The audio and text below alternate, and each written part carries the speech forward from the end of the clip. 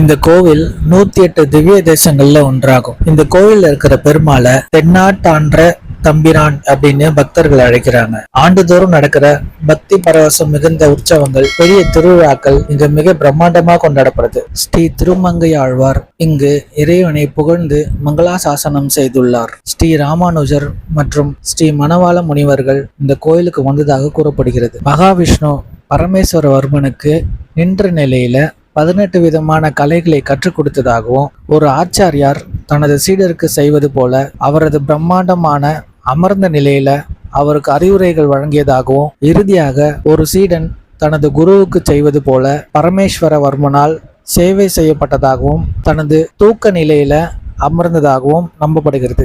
இப்படி அமர்ந்த நிலை, ஒரு சீடன் தனது குருவுக்கு சேவை செய்யும் நிலை, தூக்க நிலையில் அமர்ந்திருப்பது, இந்த 3 நிலைகளை கோவிலில் அவரது 3 ஆசனங்களையும் நாம் காணலாம்.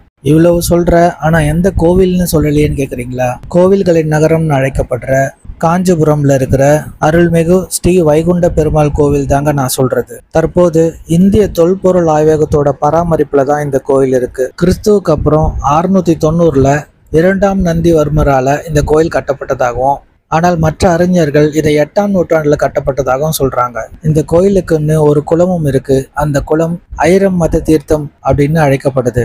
பல்லவ மன்னன் வழிபாடு செய்யறவராகவும் கல்வியில சிறந்த புலவராகவும் இருந்தாரு. அவர் பழைய கோயில்களை புதுப்பிச்சு பல புதிய கோயில்களையும் கட்டினாரு. இந்த வீடியோ உங்களுக்கு பிடிச்சிருக்குன்னு நம்புறேன். லைக் பண்ணுங்க, ஷேர் பண்ணுங்க, கமெண்ட் பண்ணுங்க. மறக்காம நம்மளோட யூடியூப் சேனலை சப்ஸ்கிரைப் பண்ணிக்கோங்க. நன்றி.